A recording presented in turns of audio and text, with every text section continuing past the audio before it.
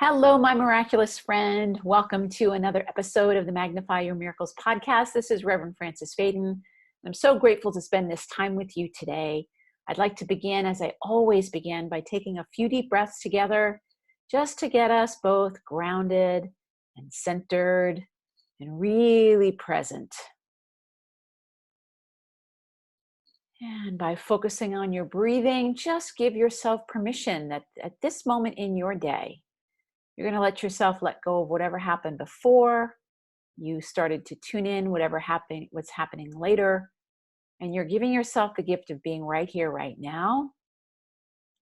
And as always, if you're driving, keep your eyes open, but you can always focus on your breathing, which has a direct correlation to your mind, your breath and your mind, getting them in sync, allowing yourself to be present to what it is that you're going to be hearing today. And knowing that whatever it is, it's going to bless you abundantly. And you're going to hear whatever you need to hear today to help you magnify your miracles. Let's take one more deep breath together in gratitude. And we can begin.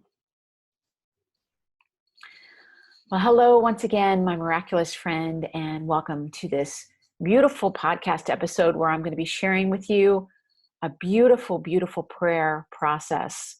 It's a prayer that was given to me by my mentor, Reverend Jane Howard Feldman. And unfortunately, I don't know who the author of this prayer is. And I asked her about it and she doesn't know who it is either. So if you know who it is, I would love for you to tell me. But before I share the prayer with you, I just want to share a little bit about why I am going to share this with you and ways that you can use it. So this podcast episode is going to be coming out either on Ash Wednesday or right around the time of Ash Wednesday. But whether you're hearing it on the day it comes out, the day after, a month later, a year later, it doesn't really matter because you can really take what I'm going to be sharing with you and make this work for you. So if you weren't raised with the tradition of Ash Wednesday, that is a day in, well, I know it's in Catholicism because that's how I was raised. I don't know if all of Christianity practices this, but it marks the 40 days before Easter Sunday. And it's not actually exactly 40 days because they don't include Sundays. So I think it technically comes out to be about 46 days. But let's just say it's 40 days. It's a 40-day period before Easter. Now, Easter, if you're familiar with it, is one of the most miraculous days in all the things that you could possibly celebrate. In Catholicism, it's, for me anyway, it's the day of miracles. And I was raised in that tradition, even though I don't consider myself Catholic anymore. I still really cherish so many things from that particular path.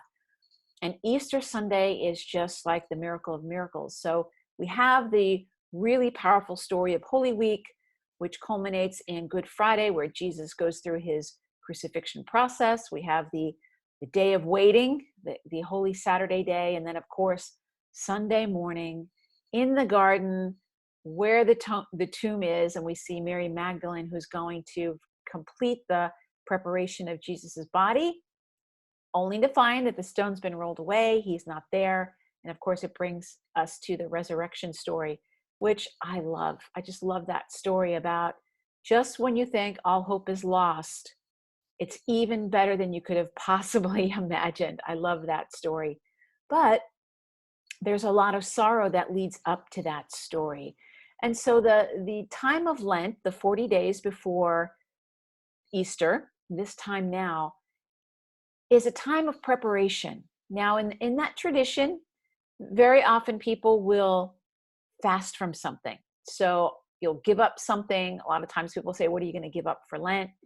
And people have different variations. Sometimes you can give up something that you really, really love and you're just going to go through a fasting, like maybe you'll give up chocolate or TV or something like that. A lot of times people will give up something that is a spiritual distraction for them. So maybe they'll stop being on Facebook, or maybe they'll let go of a habit like gossiping or something like that. These are all perfectly valid and wonderful practices. But since I've been working with Mother Mary since 2012, she has been encouraging us to feast not just fast. So if you're going to be not watching television for 40 days, what are you going to do instead? So she likes to offer things that you can do that are going to nourish you, that are going to nurture you, that are going to keep you inspired, that are going to keep you filled with the energy of spirit, so that it prepares you for your own Easter Sunday experience. Like, what's the miracle you would love to experience 40 days from now? It's a great thing to think about, isn't it? So if you want to start magnifying your miracles, you can start thinking about, what's a 40-day practice that I could do that would make me open and receptive and really ready to experience whatever that miraculous energy would be for me? What is my Magnify My Miracle practice going to be? So I have something that I'm going to share with you along those lines, and it is a prayer. Now, I'll give you also a little bit of context. One of the things that I do in my business, I have a spiritual business, spiritual success coaching. I help people connect with the divine, help them grow their intuition, help them to really establish that connection with Mother Mary, or whatever it is. Why? So that you can be the greatest light that you can be in the world. I love to say that I'm working with light workers, and I help light workers become miracle workers. That's the thing Mother Mary has asked me to begin sharing with people. Well, in one of my courses that I'm offering right now, I'm working with Paramahansa Yogananda's energy and bringing forth his messages for people. And one of the things that he said is, right now, we are in a really deep time of transition. There's a really deep energy of transformation, and a lot of what I would almost call the phoenix energy. There's a lot of death and rebirth. Now, that could be literal death of people that you know that are leaving the planet, but very often it's the end of a cycle. It's the end of something. Something is coming to an end. Maybe you're letting go of a job. Maybe it's the end of a relationship. Maybe your kids are moving away and going away to college and you're having empty nest syndrome. But there's something that's falling away and something new is ready to be born. And before that new thing comes, we're kind of in that in-between place. It's what I like to call the Holy Saturday energy of, we've had the experience of the Good Friday, we've had the ending, but we have not quite yet had the beginning. And so there can be a lot of grief that comes up. And that's why I'm wanting to share this prayer with you, to help you in case there's something that you might be going through, something that maybe other people that you know are going through.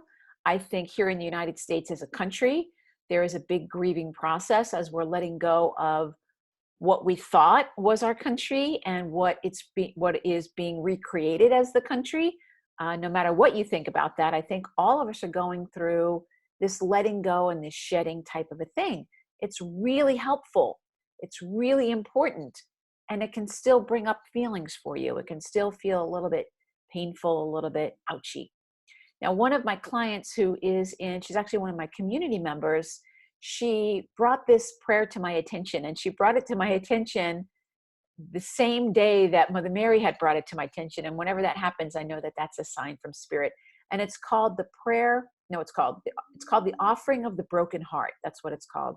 It's called the Offering of the Broken Heart. Now, when I talk about doing a Lenten practice, something that you'll do for 40 days, I just shared with you the book Healing Mantras. It talks about doing 40-day disciplines.